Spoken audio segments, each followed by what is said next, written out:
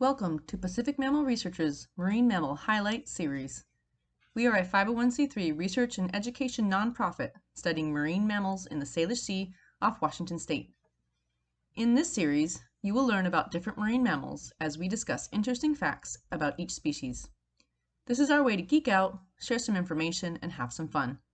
We hope you enjoy the series, and be sure to follow us on Instagram to vote for which animal we talk about next. And without further ado, welcome to the PacMam podcast. I'm Cindy. And I'm Kat. And this week is a marine mammal highlight, and it was a close one. It was between the pantropical spotted dolphin and the Weddell seal. And the poor Weddell seal has lost again. He'd been up before, or they've been up before. But the pantropical one just barely 56 to 44%. I think that adds up to it was pretty close. Yeah, there's only a couple votes that separated them. So, but the pantropical's fun, and a cousin to the one near and dear in my heart, the Atlantic spotted dolphin, which we already did. So if you want to check out that podcast, go back many weeks ago that we did the Atlantic spotted dolphin. So they're kind of closely related. But we're going to be doing the pantropical spotted today, and we know there's a good amount we know, but there's also a good amount we don't know, and we'll talk about why that is. But we do know some cool stuff. So Kat's going to start us off with kind of where they are, what they look like, which is pretty cool, and where they're at. Yeah, so let's start out with where you can find these guys, first of all. So they're basically found in temperate, subtropical, or tropical waters worldwide, which I have to say, I didn't realize their distribution was quite that wide. So that was kind of interesting. I didn't realize that. Yeah, I thought them more like not isolated, but like there's like one chunk that's where they are. Yeah. So basically, I mean, they can be found in temperate to tropical waters worldwide, and they're also found both coastally and offshore. So it seems like depending on the population and where they're based, you can either find them just within, a few miles of the coast, or they can be like hundreds of miles offshore. Mm-hmm. So it's kind of an interesting distribution where they don't seem to be hugely related to specific depths like we've seen with certain cetaceans. Yeah, they do that. We'll talk about it a little bit, but they do some movement, but it's not well known. Yeah, and I think it's just kind of more like where they happen to be, they just adapt to that particular environment, which is interesting. Cool. Yeah. So there are lots of different stocks, as you might imagine. We'll get into that a little bit with the status. But basically in order to manage their populations, they've been split into a bunch of different stocks depending on where they are. And in terms of what they look like, these guys are relatively small for dolphin species. They're about 6 to 7 feet long and approximately 250 pounds at adult weight. They are very slender. Yeah. So their bodies are slender and their beaks are also slender, which we'll get into with a fun fact about their Latin name, because we know that I like to do Latin names. It's very pointy. It's very pointy. Yeah. So that's one of the main things you can tell the pantropical spotted dolphin is it is a little bit longer and more slender, and their beak actually has a little white tip on it. So it almost looks like they're wearing white lipstick. It's kind of funny. Yeah. And if you want to compare it, because again, the Atlantic and pantropical spotted dolphins are very closely related. But if you look at them, like their beaks are very different. The beak of the Atlantic spotted dolphin is much more rounded and just kind of normal looking, and then the pantropical is much more slender. So it's pretty easy to tell the difference in that regard. Yeah, if you have them side by side, yeah. Like their cousins, the Atlantic spotted dolphins, they do have this distinctive spotting pattern that accumulates with age. So very similar to the Atlantic spotted dolphin, the calves are actually born a light gray, and they accumulate these spots as they age. I did see one thing, and I could not verify this, but I did see one thing that said that there's a group of pantropical spotted dolphins off of Mexico where the adults don't have spots. Yeah. No, they range. The amount of spotting patterns that each population has varies from like normal, totally spotted to not at all. Which is just crazy. So there's some, so we were with the Atlantic spotted dolphin, we were kind of wondering that too. And we do have some bottlenose dolphins that have spots in their bellies, like the Tursiops down in Australia. And so there's some thought that some of the spotting comes from being in more shallow waters for camouflage type thing. Right. but we're still not sure because there's some that have them and some that don't. It's like the Sneetches. There's some have stars in their bellies and some don't have any. It's my favorite Dr. Seuss book. So I don't think we don't have a clear understanding of why that variation exists, because it's not clear cut like, oh, offshores have less and coastals have more. It's right. It's not clear. So interesting. Yeah. But like to be a spotted dolphin without spots, what is I know. Yeah, that's really crazy. So the other main thing with their appearance is just that they do have a darker sort of what they call the cape coloration on their back. So it basically starts at the head point and then stretches back towards the peduncle. So that's another just sort of coloration difference. I think it's cool that they have a cape. I know, just to have a cape, and they're basically wearing white lipstick. I'm like, these guys are pimped out. Right? I love it. Yeah, so basically that's kind of the appearance of these guys. Like you said, they're very similar to the Atlantic spotted, but if you do place them side by side, really the main telltale is going to be that beak shape and just a little bit more of a slender body as well. And I'll say that the spots are different. So I was looking at some pantropical spotted dolphin pictures from a friend, which I'll talk about a little bit later, but their spots are so thin and tiny. They're like very flex. fine. They're very flex, but the Atlantic spotted dolphins are like giant chunkers. So the spotting pattern itself, maybe not when you get to the fused one, when they're just coloration patterns might be a little bit harder, but definitely, again, with their slender body and their lipstick, they are more refined, I guess, maybe than the Atlantic spotted. Yeah, it's interesting. Yeah. So that's what I had for their appearance and where you can find them. Okay. It's funny too that they're just, I think of them more in the Pacific, but they're in the Atlantic too. Like they're everywhere, and I never really thought about it. Yep. Crazy. We actually got to see some on our crossing the Gulf Stream, going out to the Bahamas for our work. Nice. And some came to the bow, and that was very, very cool. They loved the bow ride, which I'll talk about in a minute. So with their behavior, they are very gregarious. So these guys will be often seen in groups of several hundred to 1,000 animals. And I've always wanted to see a group that size. I know, me too. Just looks like it's bubbling with dolphins. And they can be in smaller groups. I think the average in Hawaii is something like 45. That's the average. So some populations will have a little bit smaller, but they're generally they're pretty. They got a lot of friends, and they like to hang out with their friends, and they're not found by themselves.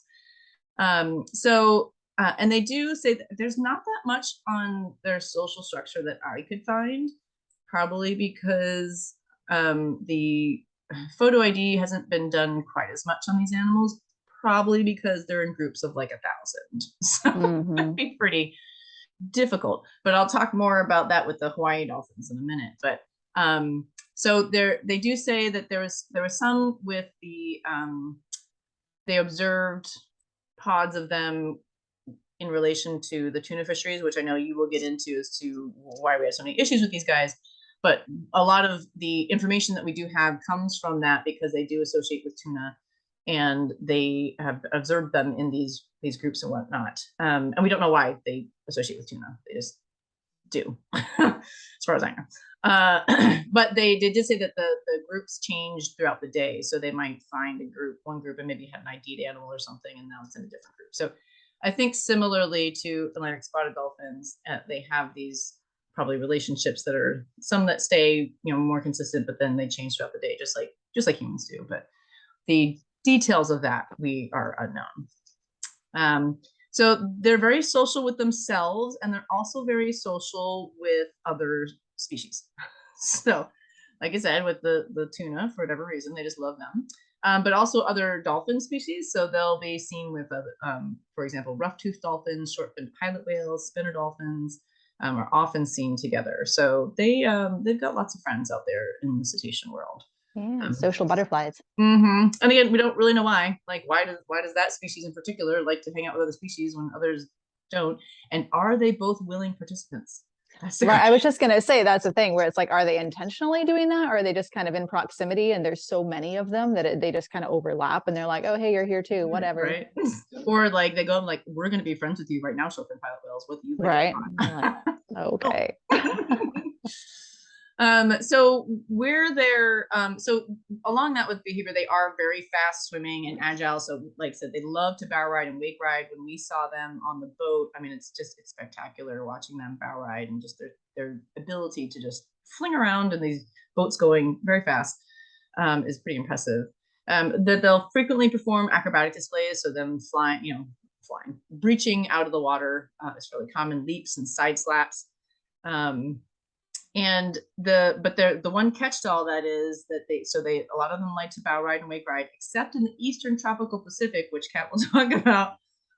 They specifically avoid boats for reasons you can probably figure out. But other ones that don't have that pressure are much more amenable to hanging out with boats. As I mentioned before, the migratory routes are unknown, but in different populations, does seem that they move inshore in fall and winter, and then offshore in the spring and summer. But I think there are others that basically stay more coastal, others that stay more offshore. So it just depends on the population. I think there's a lot of variation in the species depending on where they are. So, for example, the ones around the Hawaiian Islands, I think there are definite, like, there's one guy's here and there's guys over there, and they're kind of different. But there's just not been enough research on the different populations. The one thing I will say that I was noticing, apparently the Hawaiian Islands, they do actually have this, what they're calling like subpopulations, where they're genetically distinct between the different islands. Yeah, exactly. Which is really interesting. Yeah. Yeah, I had that. Yeah, a note in there. And then also along with that, there's new photo ID work that corroborates that says that there is long-term site fidelity. So our friend up here is working with that with the Cascadia Research Collective that are doing that. They do a lot of work down in Hawaii. And she's been going through the photos. And I looked on their website too, and they do say that they do show long-term site fidelity. And I believe it was something like 15 or 20 years that they have a matching picture for. So that's cool. Yeah, it does, and that goes along with the genetically distinct stocks, right? So they're staying where they're at around whatever island they like, and they're not going between the different ones. And we'll talk about that in the new research too. There's some other stuff in other areas that is interesting about that as well. Intriguing. So, yeah.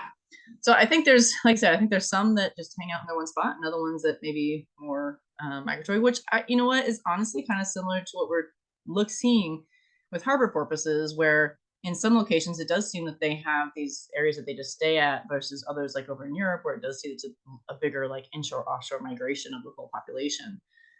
But we need more research to really figure all those details out. So vocally, I don't have too much on that. They're very similar. They're dolphins. They have whistles, clicks, and buzzes. But what's interesting about the whistles is that they are similar but slightly higher in frequency than other Stenella species. So this is a Stenella attenuata. So I guess they have to stand out against the other Stenellas.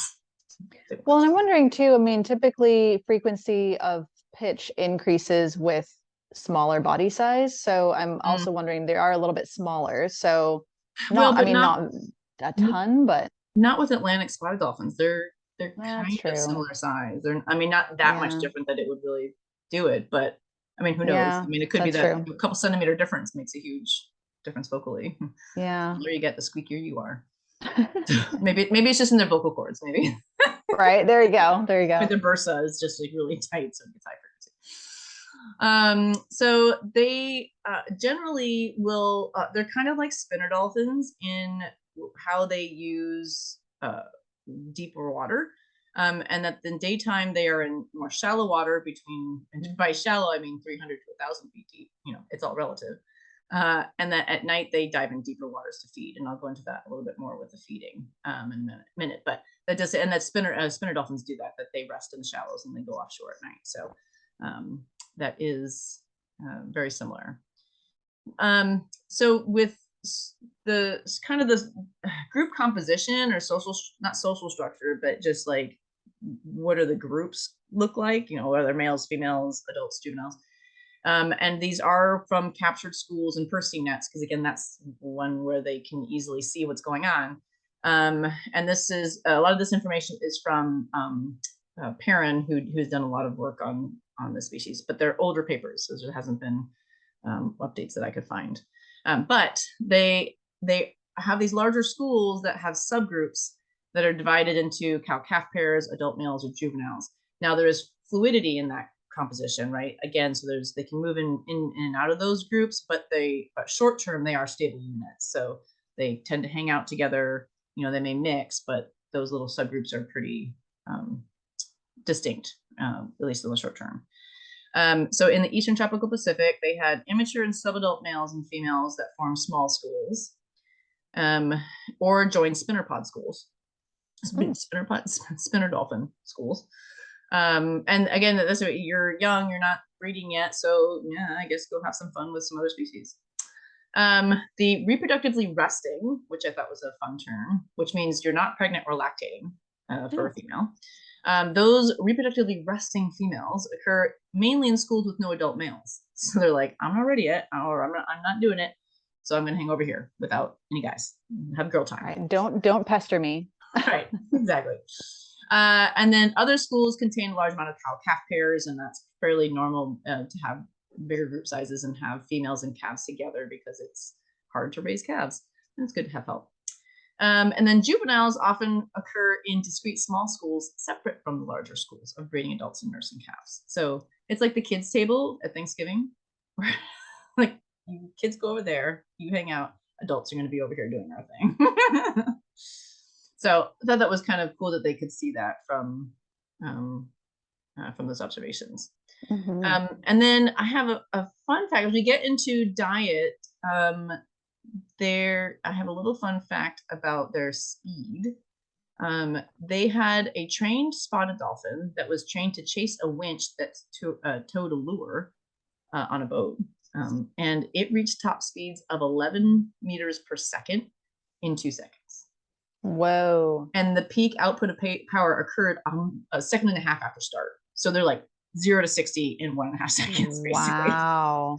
Yeah, it was pretty impressive. And then the radio tracked animal, they had one that went 100.5 kilometers in 13 hours at average speeds of 2.3 to 10.7 knots, with bursts exceeding 12. Wow, so that's wild. Yeah, that's pretty fast for a dolphin. I mean, and they're race cars, right? I mean, they're slender, they're they're ready to go. So I thought that was pretty interesting how quickly they can, especially how quickly they can get going, right? It's a powerful tail, really. That's what that says. And those dives, they had about 3 to 3.4 minutes. So what they do when they feed is that and it was funny, I couldn't immediately find a list of things that they fed on. I had to go to find an actual, a paper that had listed it from 1998. But there's some variation in what they say they eat. So some say they eat epipelagic, others mesopelagic, so little guys, versus the ones at the surface. Cephalopods and fish, I mean, that's pretty common that they eat fish and octopus and squid and things like that, or at least squid, probably. And sometimes crustaceans, that's added in there. But who says they feed on what is a little bit varied. But I will have in the new research some stuff that lends more towards the idea that it's probably more the mesopelagic, because they follow the deep scattering layer. Okay, I was going to say, well, and the thing is, like, it makes sense, especially if they're living in such different environments, like the different populations of pantropical spotted dolphins are living in different depths, or they're living coastally or offshore, or so it makes sense that their diet wouldn't be consistent necessarily. Yeah, if you're living on more generally shallower waters, there's not going to be as much of a deep scattering layer to go feed on, which would make you feed at more surface, or possibly benthic if you're in shallow enough water. Right. So that's probably where some of that variation comes in. In the 1998 Eastern Tropical Pacific paper, this was 56 species of fish, 36 species of cephalopods. So they're opportunistic. They'll eat whatever they can. Most frequent fish was lanternfish, and the most frequent cephalopod was a flying squid, which I want to know. I want to see one. I know, but they're not going to fly out of the water because they're in the middle water column. But I want to see a flying squid. Why is it called flying squid? That's so cool. Yeah. But those are both mesopelagic. So the vast majority, and that was over 50%, or like 40 and 50% of their diet were those two things.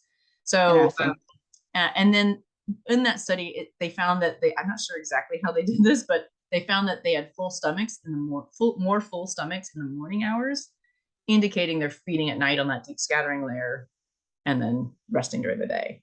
Right. That makes sense. Yeah. So, and the deep scattering layer is this a big giant thing of organisms that goes down and up in the water column based on night. So at dusk, they'll start coming back up to go towards the light to feed on the phytoplankton and stuff up there. And then when it gets, the sun comes back up, they go back down. And similar to what you just said, they did find significant differences in the prey composition by season and geographic region. So again, a lot of it's where they are at, but it just shows how flexible they are and are opportunistic feeders, which is good for them in the long term of climate change and everything else that's going on. They will be less impacted than other species. And this was really interesting, looking at the diets of pregnant and lactating female dolphins, which is kind of redundant. I guess I don't have to say female because males can't be pregnant or lactating. But in one study, they showed that the lactating females increase both the proportion of squid in their diet and quantity of food consumed. So how much they eat, that makes sense, because lactating actually costs you more energetically than pregnancy. But the squid, like I'm assuming maybe the squid has more fat, more oil or something. Maybe, yeah. Or easier to catch, maybe. I don't know. And then in another one, it said pregnant females fed more on squid and nursing females on more on fish. So that's that's the opposite. So I don't know. Right. Interesting. Yeah. So, and then again, in Hawaii, they did some studies and they showed at night, they were deeper dives, mean of 57 meters, max of 213 meters. So roughly like 600 feet. And their swim velocity increased after dark. Again, they're going after stuff. Versus the day, which was a 12.8 meters and a max of 122 meters, similar to what they found with Eastern Tropical Pacific ones that they had tagged. And so those diving patterns do indicate that they're following that deep scattering layer from dusk to dawn, feeding and not really feeding during the day. So, excuse me, my goodness.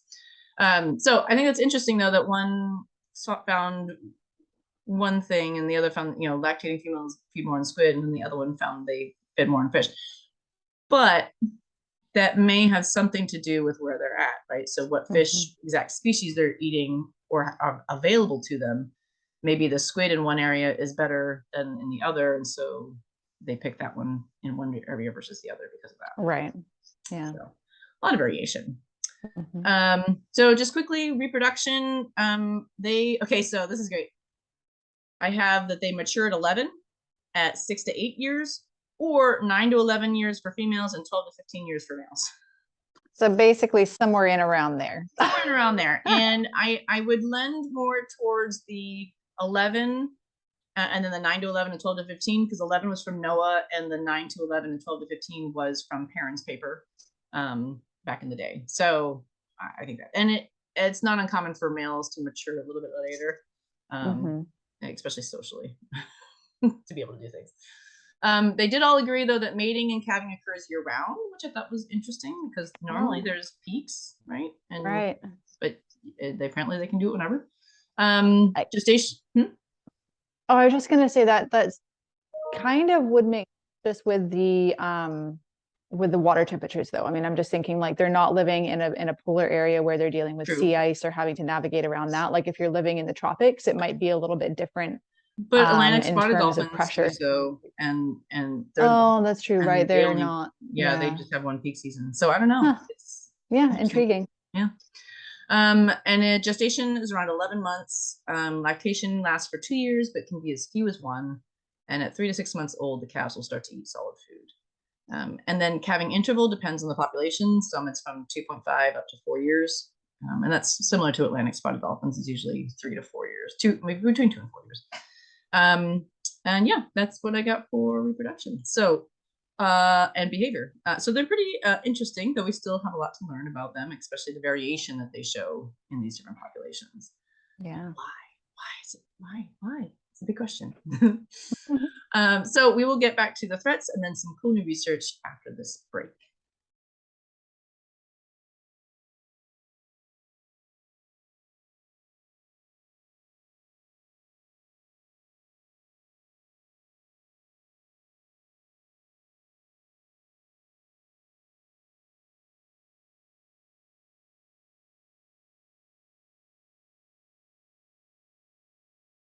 And we are back. So Kat, let's get into a little bit about the Eastern tropical Pacific population that has let's do it. So first of all, let's talk about just the general status of the pantropical spotted dolphin. So honestly, I couldn't find like a great estimate of their worldwide population. I think just because they are so widely distributed, but the IUCN had an estimate of between 2 to 2.5 million. That's so different than the rest of ones that we talk about.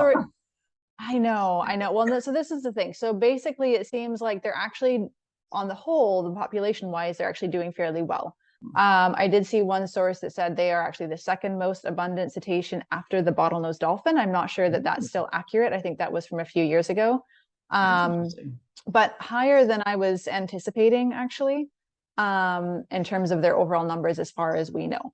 And this is great, but this is actually like literal millions, yes, less than there were in, say, like the 1950s, which we'll get into in just a second. So they are protected by the Marine Mammal Protection Act throughout their range, and the Pacific Northeastern offshore stock is listed as depleted under the Marine Mammal Protection Act. And we will get into why now. So talking about the threats that we've been hinting towards, hinting towards for a while. So number one threat is entanglement. So as Cindy mentioned, they associate strongly with tuna.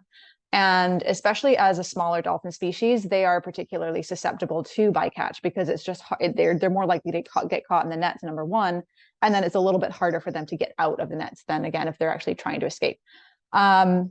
So pantropical spotted dolphin bycatch was actually one of the main reasons that dolphin-friendly tuna was initiated. That whole movement to move towards how do we stop catching dolphins in these nets that when we're catching tuna.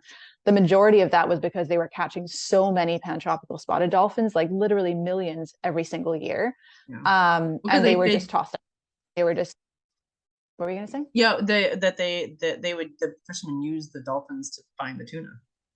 Yeah, I was just going to say that. So so basically the reason, so again, like Cindy mentioned earlier, they associate with tuna. We don't really fully understand that association, but from what I was reading, the tuna actually aggregate beneath the schools of dolphins. So they don't know if the tuna are kind of using the dolphins as some kind of a barrier, or like, hey, we're going to hide in your, similar to how fish will school underneath boats, right? It's some sort of like safety mechanism. So that's possible. Clearly, it doesn't work very well for the tuna because the fishermen will use the dolphins to find where the tuna are, and then we'll just scoop them all up in the net. Well, that's interesting too, because we're talking about why the dolphins associate with the tuna, but maybe it's the tuna that's associating with the dolphins, Right. So the way that I was what I was reading was more the opposite. It was more the tuna associating with the dolphins than the dolphins necessarily following the tuna. Although again, could be feeding on similar fish. Who knows? I mean, tuna are large fish too. Like they might be feeding on similar things. So who knows? But basically that's what would happen. They'd get these big purse seine nets and they'd encircle the dolphins, knowing that there's tuna underneath, and then they just scoop them all up in the net. Hopefully some of the dolphins can maybe jump out. But again, like I said, millions were being bycaught every single year. And actually one of the estimates that I read for the northeastern offshore stock specifically, this is one of the main, this is the main cause of their decline. And it's thought that over the 25-year period from about the 1960s through to the kind of early 80s, about 75% of that region's population were killed due to bycatch. Good Lord. Yeah, like literally millions of animals being caught in this. It's wild. It's so frustrating too, because it's like, okay, I get that you want to catch the thing below, but once you realize that, like, can't you think about a different way to catch it so that you're like not killing all these other things for no reason? Like, I just can't imagine trying to catch something and then killing something else and be like, whatever, toss it overboard and don't care. Like, Yeah, it's a hard one to comprehend, honestly. So again, this was really one of the main reasons why the dolphin friendly tuna movement was initiated, to utilize different methodologies so that the dolphins can escape from the net, so that they're using, they do like they call it like a drag, where they'll actually like dip one side of the net so the dolphins can leave. Yeah. Not using purseines, using other methods. I will say, just as an aside, which um, dolphin friendly tuna does not mean that no other species are killed in the catching of tuna. I will say that. Dolphins. So, or even dolphins. So just to bear that in mind, if you are someone who loves your tuna, just be conscious of that although it's of course better than buying non-dolphin friendly tuna, a lot of other species are also bycaught, especially if they're using drag nets, which actually go along the bottom. So then you're getting a lot of benthic species, you're getting shark species, you're getting other fish, crustaceans. Like there's a lot of impact that this fishery has on other species. So just something, if you were trying to be a conscious consumer, just something to be aware of. Just because it has dolphin friendly on the label does not mean that it's actually great for other species, including dolphin. Yeah, because even the dolphin safe means that there's a certain limit that they get to. It doesn't mean that there's no dolphins killed. It means it's under the limit that they're allowed. Correct. Exactly. Which is, again, still better. Right. Yeah, exactly. It's hopefully down from millions of animals to thousands, right. But still, it's just something to be conscious of. I think we all tend to see labels like that and go, oh, it's safe. We're all set. And again, with the best of intentions, because we're trying to be aware of what we're purchasing. But I think a lot of times we don't realize, we're not told what the impact is on other species as well. So just an aside there. And the less charismatic species, right? Nobody cares as much about a shark or a lobster than they do a dolphin. Yeah. And actually, some of the dolphin friendly tuna fishing methods are way more harmful for all the other species. So the catch of dolphins goes down, but the bycatch of other species goes massively up. So it's just, again, just something to be aware of. The other impact that fisheries has is a little bit more indirect. So there have been impacts on reproduction observed in pantropical spotted dolphins. So it's thought that the fishing activity may interrupt the reproductive behaviors. It could have a negative result on calf survival or birth rates, obviously increasing stress levels of the mother. They might be separating mothers and calves.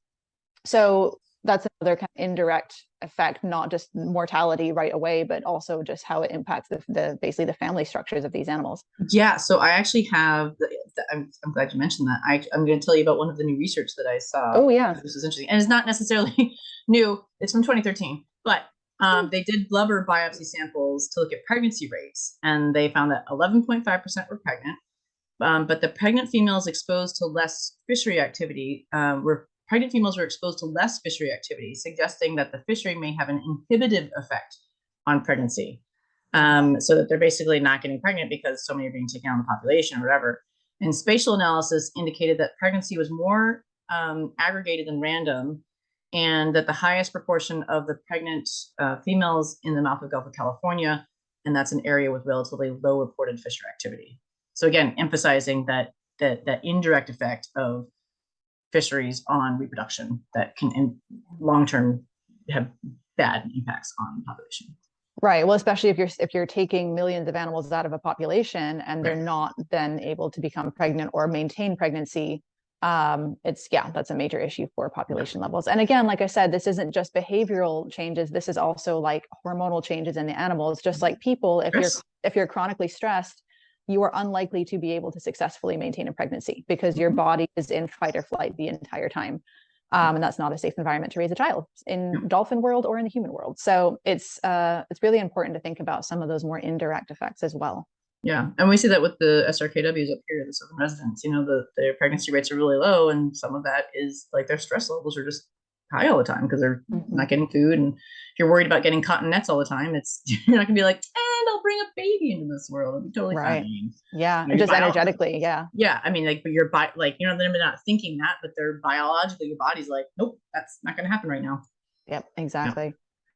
So some other threats that these guys are facing, there is still active hunting of the pantropical spotted dolphin that occurs mostly in parts of Asia, Indonesia, the Philippines, and other parts of the Pacific, so some of the Pacific Islands. Again, that's typically we're not talking millions of animals for the most part, it's usually hundreds. But again, that is still they are still hunted for meat.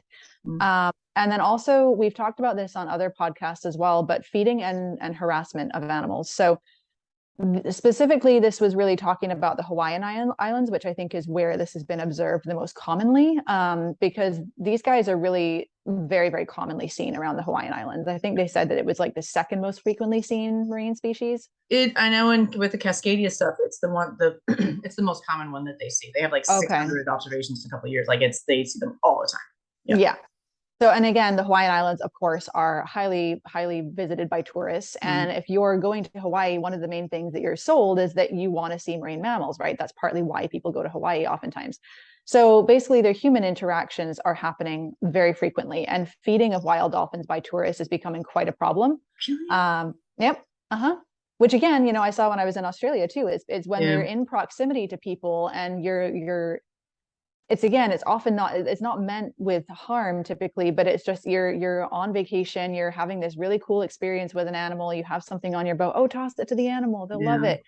And of course, as we've talked about before with this, you know, the behavior of begging, of animals following boats actively looking for food, that's passed down to their calves. That also, you know, puts them at greater risk of, you know, in danger if people decide that they are going to harm the animal, but also just from propeller strike and all kinds of things, and really not looking out for predators either.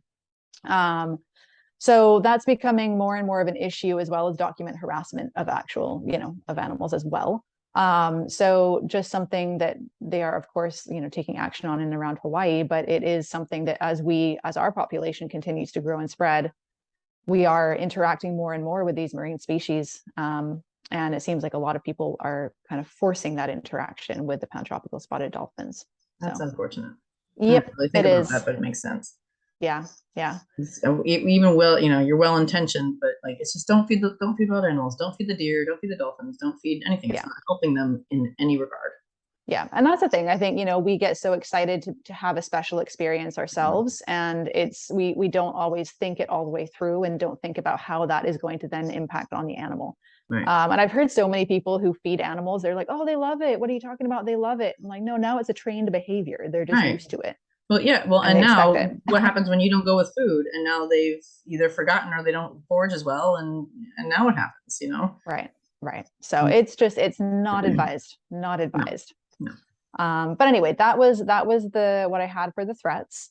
So I will add on to that just real quickly, the fishing interaction. So with that photo ID study, they are also looking at fishery interactions and documenting how often they have gear issues, or like, you know, scars from gear or fishing lines or things like that. And they, you know, I don't know what they've come up with yet, but they're looking at it, and you know, I would be surprised if they didn't find certain populations with higher rates of marks and gear entanglement scars, based on where they're at and how often they interact with people and the fishing lines and stuff like that. So that is interesting. Yeah, another good thing of what photo ID can do, besides just tell you about where the animals are, they can tell you this kind of threats that they're going into. And if you have a high proportion that have scars from it, that may mean that there's a larger amount that have just died, because not everybody survives the scars. So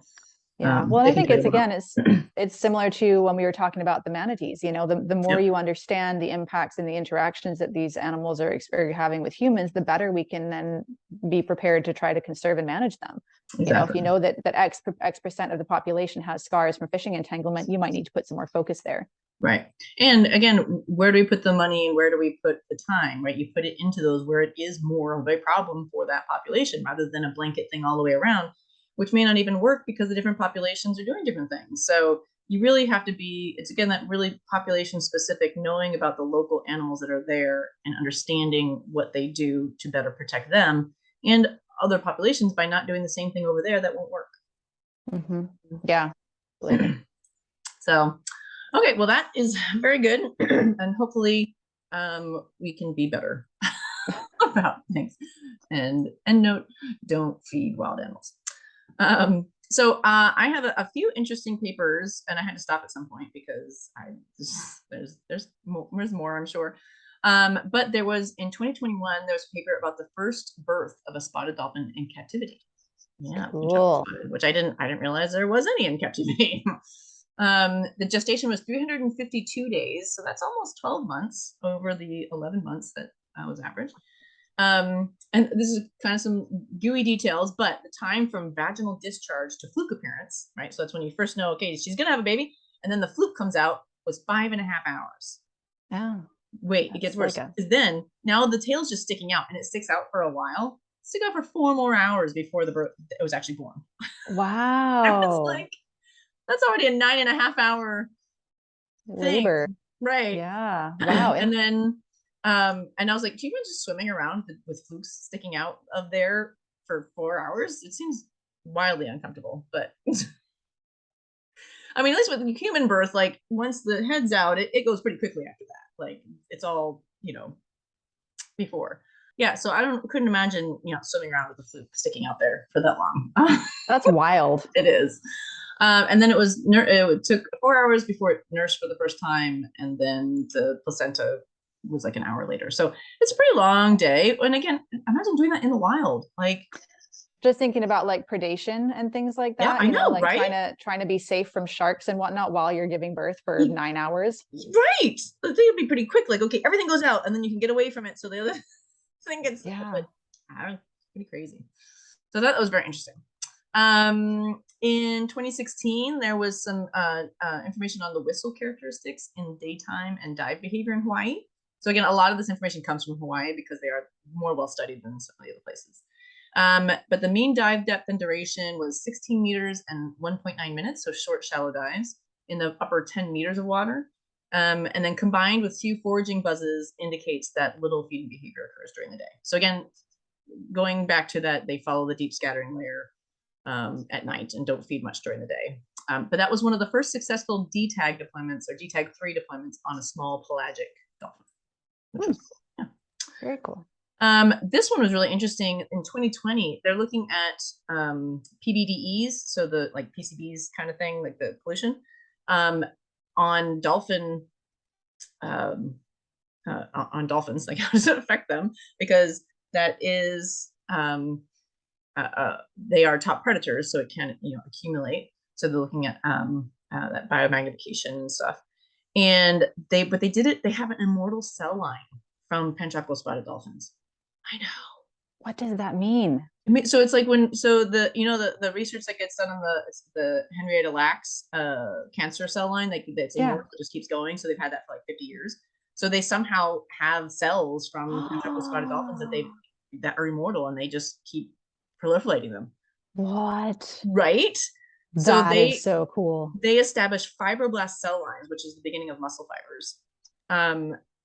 They were obtained from pantropical spotted dolphins, and they use that as an in vitro model for assessing the toxicological implications of chemical pollutants on dolphins. So instead of like taking blubber samples and saying about all these different things, they can actually just pump these cells in the petri dish full of the chemicals and see what happens. That is the coolest thing ever. Right? I'm like, I didn't know we had any immortal cell lines from other animals like that, like especially dolphins. So they looked at the immune stimulation effect of these PBDEs via prostaglandins signal pathways to better understand the immunotoxicity pathway of basically how it affects them in dolphins. And the results, without too much jargon, the results showed that the PBDEs stimulate an innate immune response, so something that just naturally occurs, by triggering PGE2-EP's C-AMP cytokine signaling. So you may have heard about the cytokine storms from all the COVID stuff, that your body just goes, oh my God, and these cytokines get signaled and throughout and can overwhelm your body sometimes. But they're showing that it does produce a strong immune response that can be detrimental to the animals over the long term. So, wow. I thought that was like super, super interesting. And on that, there's a 2020 study about mercury bioaccumulation. So basically, I didn't get to look too much into this paper, but they were just trying to see basically, is bioaccumulation happening in them from mercury, because they are top of the food chain. So remember, biomagnification is the fact that smaller animals get this mercury or whatever pollutant. Other animals eat those animals, other animals eat those, and others eat those, and dolphins eat those. And so as they get up the food chain, they're eating more and more animals that are contaminated, and the amount of chemicals magnify up the food chain. So the top predators will have a lot more. And basically they found, yes, mercury biomagnification is happening in the food chain around Belize, which is where the study was. And they looked at that through mercury concentrations and nitrogen isotopic ratios. So we talked about isotopic ratios in another podcast. That's basically looking at the isotopes at these different levels of the food chain and then correlating that with mercury concentration. So, so maybe it's not good to be eating them either. If we go back to the threats, right? So certain populations, maybe they're not good for meat because they're contaminated. Yeah. Like a lot of tuna and stuff too. Yeah. So on to some more distribution stuff. In 2022, they did a Mexican Central Pacific, and they looked at the environmental variability on how they're distributed. And they found that they were mainly coastal distribution there, regardless of environmental conditions. So these are ones that just like the coast. They preferred warmer conditions. They had higher sighting rates and abundance and higher distance to the coast during neutral and warm periods. And then during cold periods, their sighting rate decreased and abundance decreased, and they were found closer to the coast where the chlorophyll concentration increased. Oh, so interesting. Yeah, they're moving where it's warm and there's good prey because the chlorophyll is a proxy for phytoplankton, the lower part of the food chain. So it suggests that the changes in the distribution and abundance of these dolphins could be associated with habitat quality that is related to tropical and extratropical phenomena like El Nino, the blob, things like that, which could be changing their foraging activities and where they are. Which Gotcha. Makes sense. But they actually showed it. So, and then in 2021, there was a first record of a common dolphin in Peru. A first record, of a pantropical spotted dolphin with common dolphins in Peru. And this was interesting because it's a single animal, which is weird because pantropicals are not single creatures. But there was a single animal with large groups of common dolphins in 2016, 2018, and 2019. Now, if it's the same animal, I don't know. I couldn't see that from what I could read of the paper. That would be really interesting. I mean, it would, I think, make more sense if he just got kind of adopted into the right. That's what I was gonna say. Yeah, but what happened? Why is he by himself? Like, what's going on? You need so the backstory, right? It would be a great children's book. What happened to this little guy? And then the last one I have, and this one goes back to what we're talking about with the islands. This is now not in Hawaii, but in the Eastern Caribbean and the Lesser Antilles at the Agoa Sanctuary. And they looked at residency status and inter-island movements. So this is another place that they are doing photo ID like they do, like they're creating the catalog in Hawaii. And they did photo ID from 2018 to 2019. They found no matches between the islands. So there seems to be no regular mixing. But previously, there was an unpublished sighting between islands. So again, there's always going to be those weirdos that are like, I'm going on a walkabout. And, they go across to the other place. But it's probably not happening regularly. So there likely are, like there is in Hawaii, they stick to their island and they don't mix. And on that, the populations from both islands showed relatively high site fidelity. One island, it was interesting, one island had one homogeneous distribution of the group. So they were just one big group that associated with that island. But in the other island in the Lesser Antilles, they had two distinct resident groups that didn't mix. So again, goes to the variation that we were talking about with these populations. So even in the same area, and I'm sure probably in the Hawaiian Islands, perhaps around one island, there's a different kind of residency grouping versus other islands, possibly. But there definitely is. So there's variation across the whole world in them, and there's variation within a relatively smaller space in certain locations, which just makes them fascinating. Super interesting. Yes. So I guess before we wrap up, just have one quick fun fact for you, because we have to do the Latin name because we haven't done the Latin name yet. Yeah, there wasn't so their Latin name for these guys. Yeah, I mean, I think just learning about them is really interesting. But their Latin name is, as Cindy mentioned, it's Stenella attenuata, and Stenella means narrow and attenuata means tapered. So as we've already talked about, with that long, slender beak and just their longer, or well, I guess longer, slender body too, very fitting name for these guys. Yeah. So there you go. Just want to share the Latin name before we go. Tapered. Yeah. Makes sense. And then they kind of taper on both ends, really, too. Yeah, exactly. Exactly. I like it. Very good. It's nice when the names line up really well with kind of what they are, which it makes sense. Back when they were doing giving them the Latin names, a lot of it was just on what they look like, because Right. Yeah. it makes sense. So, very cool. Well, that is the pantropical spotted dolphin. I hope you enjoyed it. Make sure to check our Instagram and Facebook page and follow us for on the next Marine Mammal Highlight, so you can vote on what we do next. And next week we'll probably have another journal review. We'll find something fun and interesting to go over. And we have the new merch. The new merch is here. Very excited. So that will be up on our website very soon. It's on there. It was on there now. Okay, good. Yeah. It was in the process. I wasn't sure if it had gotten there yet. So it's up there now. So you can click on there. You'll go to our bonfire page, which is a third-party thing that produces all the stuff, and then they can ship it out to you. And they're super cool designs. And we want to thank everybody who's already bought some. There's been some great buying being done on the website, which is fantastic. We're really glad that you guys are enjoying it.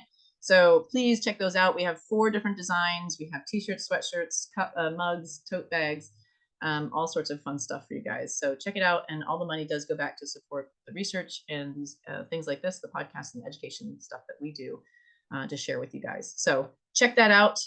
Keep up with us on Facebook and Instagram. And with that, we will see you next time. Bye. Bye.